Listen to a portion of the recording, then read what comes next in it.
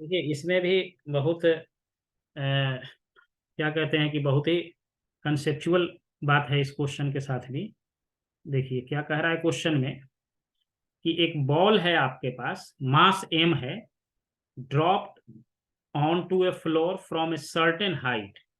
मान लीजिए कि यहाँ से आपको एक बॉल जो है किसी हाइट से, यहाँ से सपोज करिए कि एच हाइट से इसको इस फ्लोर पे गिराया जाता है। ये फ्लोर है, मान लिया जाए ये आपका फ्लोर है। इस पे एच हाइट से यहाँ से एक बॉल को नीचे गिराया जाता है। ओके, ये हाइट मान लीजिए आपका कि एच है, स्मॉल एच हाइट है। यहाँ से इस बॉल को इस फ्लोर पे नीचे गिराया जाता है। अब जब यहां से गिराया जाएगा तो आप देखिए कि इसका इनिशियल वेलोसिटी तो यहाँ 0 होगा, यू गिराया जा रहा है यहाँ से। और जैसे ही ये आ करके इस पे सरफेस पे ये टकराया तो कह रहा है कि सरफेस परफेक्टली क्या है, इलास्टिक है। ये कोलिजन जो है परफेक्टली इलास्टिक होता है इस सरफेस के साथ। इसका मतलब ये हुआ कि जितना एनर्जी से इससे टकराया सेम एनर्जी से ये रिबाउंड हो जाएगा। यहाँ मतलब कि जो वेलोसिटी इसको यहाँ लगेगा, जिस वेलोसिटी से स्ट्राइक करेगा, उसी वेलोसिटी से ये रिटर्न हो जाएगा।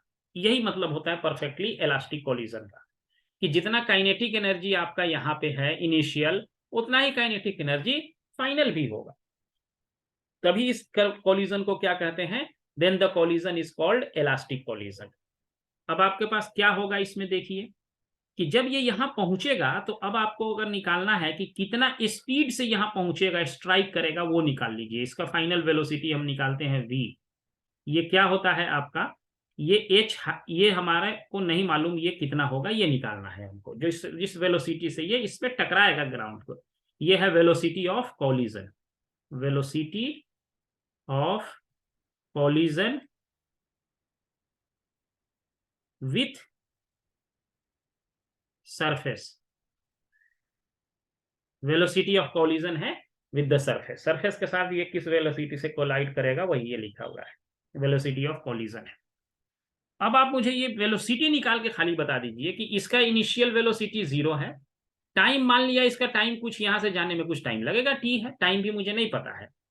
तो इसमें हमको एच जो है, अगर हम इसको निकालना है, हमको फाइनल वेलोसिटी निकालना है, तो ये फॉर्मूला हम जानते हैं, V square equal to U square plus 2a s होता है।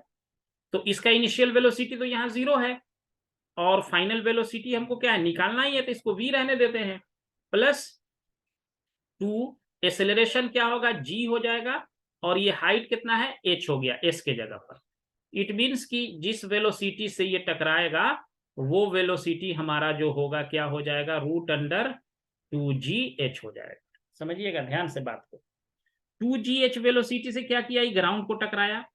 अब ये जो वापस होगा उसकी वेलोसिटी कितनी होगी, उसकी भी वेलोसिटी तो परफेक्टली इलास्टिक है।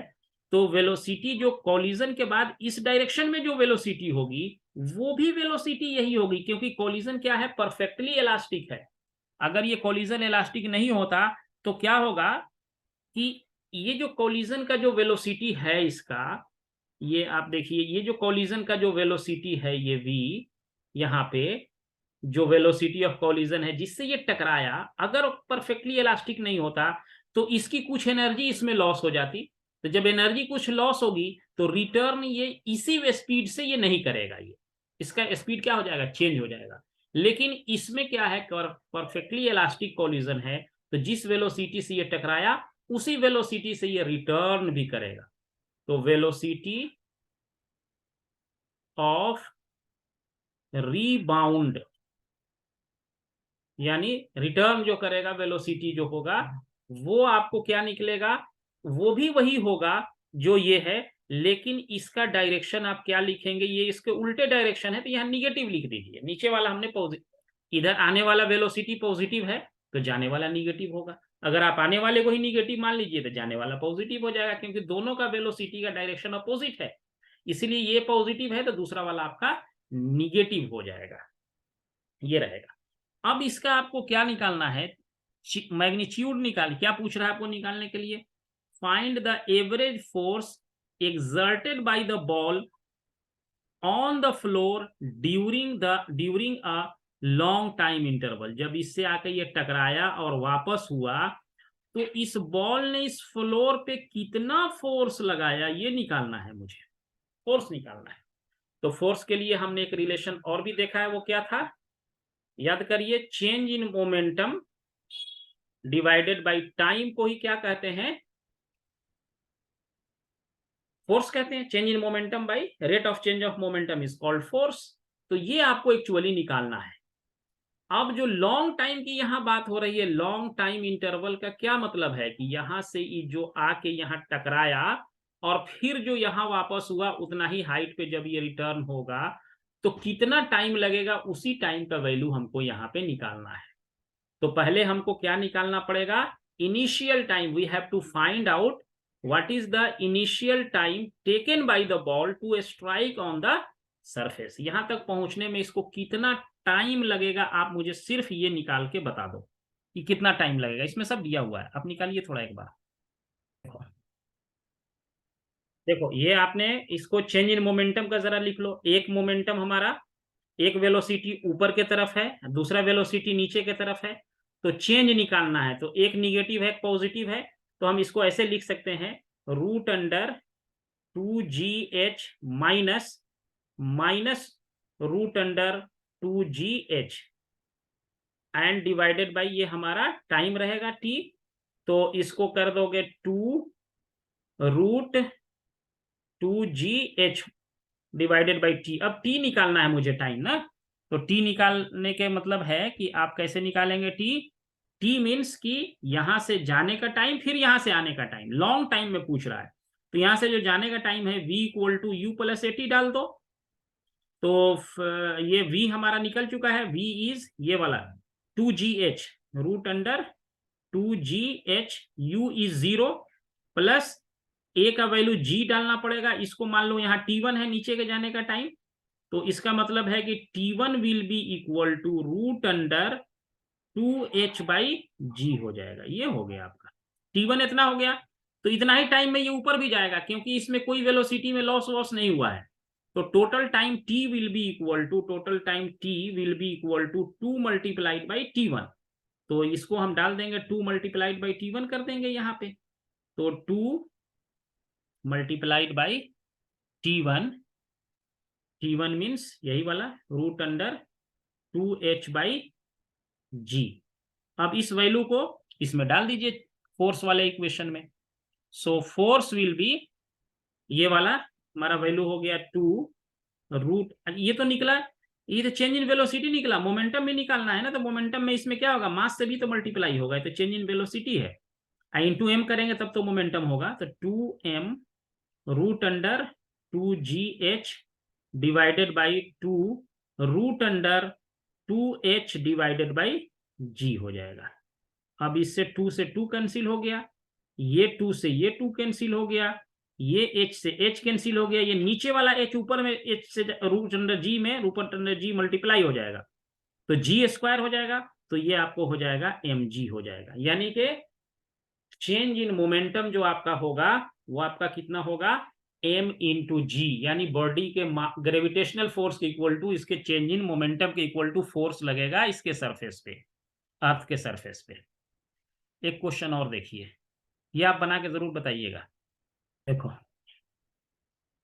आपको जो है क्या ध्यान देना है इसमें कि कह रहा है कि find the ratio of linear momentum of two particles of masses m1 1 kg और m2 4 kg है। लीनियर मोमेंटम है, यानी कि मान लो इसका पहले का मास m1 है, इसका वेलोसिटी v1 है और दूसरे का m2 है और v2 है। यही निकालना है हमको, इसका वैल्यू क्या होगा, what will be it's value, इसका वैल्यू मुझे निकालना है। अब देख क्या रखा है, काइनेटिक एनर्जी दोनों का सेम है, तो काइनेटिक एनर्जी क्या होता है, half m1 v1 square equal to 1/2 m2 v2 square. ये सेम दे रखा है, काइनेटिक एनर्जी दोनों का सेम है, तो हाफ से हाफ कैंसिल हो गया। और आपको जो है यहाँ पे m1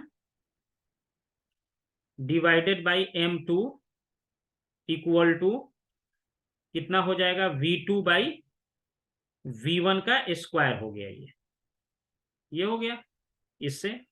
आगे करें इसको, आगे ये करेंगे, इसको क्या करेंगे, अब m1 का वैल्यू आपको दे रखा है 1 और m2 का वैल्यू दे रखा है 4 और ये हो गया v2 बाई v1। तो इसको v2 बाई v1 हो गया, तो ये v2 बाई v1 करेंगे तो इधर आके स्क्वायर रूट हो जाएगा, तो ये हो जाएगा 1/2 equal to v2 by v1। It means v1 by v2 will be equal to 2।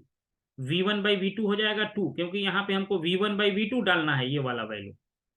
तो इस वाले में जब आएंगे आप तो यहाँ पे डाल दीजिए, m1 का वैल्यू है 1 और इंटू v1 बाई v2 यहाँ से आया 2 ये वाला, तो ये कर दीजिए 2 और m2 जो है ये कितना है 4 है, तो ये 1/2 तो 1:2 आया। ओके, तो ये आपका बन गया है ना। उसी तरीके से आप 16 वाला क्वेश्चन भी देखिए, 16 वाला भी सेम तरह से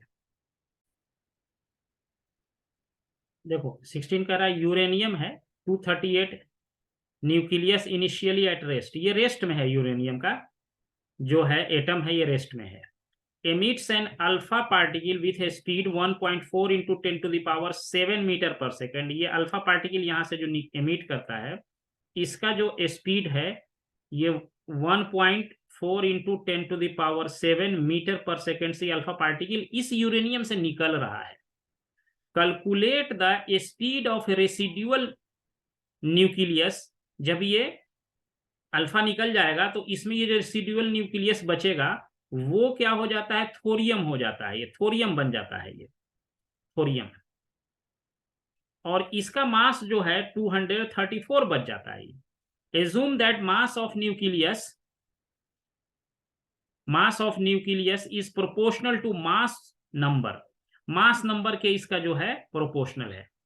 तो देखो जब ये इधर की तरफ जाएगा अल्फा पार्टिकल, तो न्यूक्लियस किधर जाएगा, इधर की तरफ जाएगा ये, यानी इधर जब ये अल्फा पार्टिकल निकलेगा तो इसका रिक्वाइल फोर्स इस साइड में लगेगा। जैसे कि गन को अगर हम एग्जाम्पल के तौर पे अगर हम देखें, अगर गन को जैसे कि कोई ऐसे है ना, ये ऐसे करता है यहाँ लगा के, तो गोली आगे चलती है और ये पीछे रिक्वाइल करता है ऐसे, इस तरह से।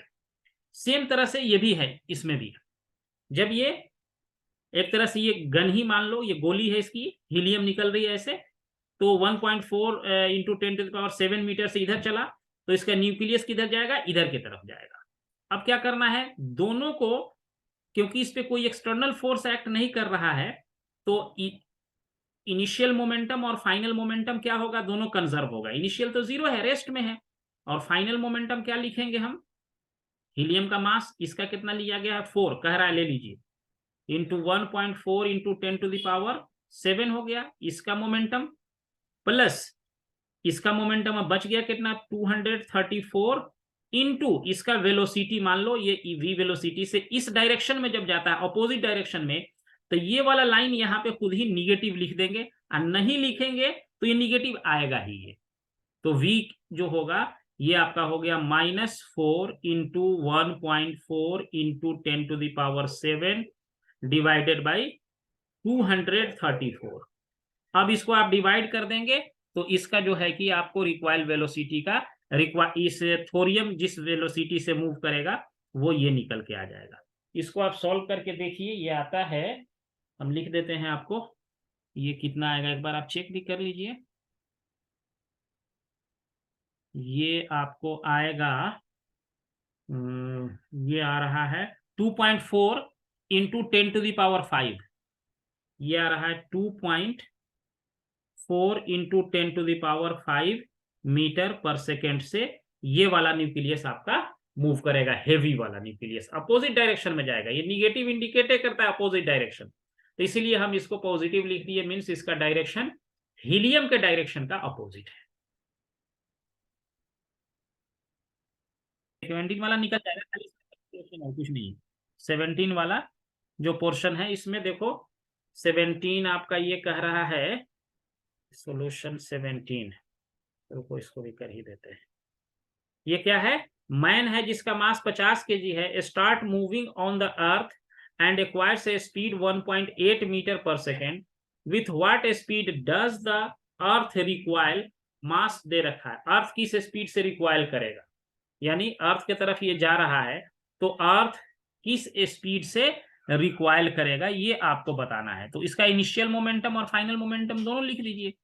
तो दोनों जब लिखेंगे आप तो कितना आएगा आपको, मान लो इसका रिक्वायर्ड वेलोसिटी जो है अर्थ का v है, सपोज करो ये अर्थ मैन का जो है 50 इंटू ये आ रहा है 1.8 मीटर पर सेकेंड से, और अर्थ का मास जो है दे रखा है 6 इंटू 10⁻24 और इंटू अर्थ का वेलोसिटी लिख दो इसको v। अब इससे कैलकुलेट कर लो, v equal to 50 into 1.8 divided by 6 into 10⁻24। जब इसको आप सॉल्व करेंगे तो ये इतना स्मॉल होगा कि अर्थ को पता भी नहीं चलेगा। ये इसका आ रहा है आपको 17 का 1 पॉइंट, इसको सॉल्व कर सकते हैं 1.5 इंटू 10⁻−23, 1.5 इंटू 10⁻−23 मीटर पर सेकेंड। ये स्पीड इतना कम है कि जीरो जीरो ही है, इसीलिए अर्थ का रिक्वायर्ड वेलोसिटी पता नहीं चलेगा। मैन आ रहा है 1.8 मीटर से, लेकिन इसका वेलोसिटी आपको माइनस में है, इतना से ये रिक्वायर्ड वेलोसिटी होगा।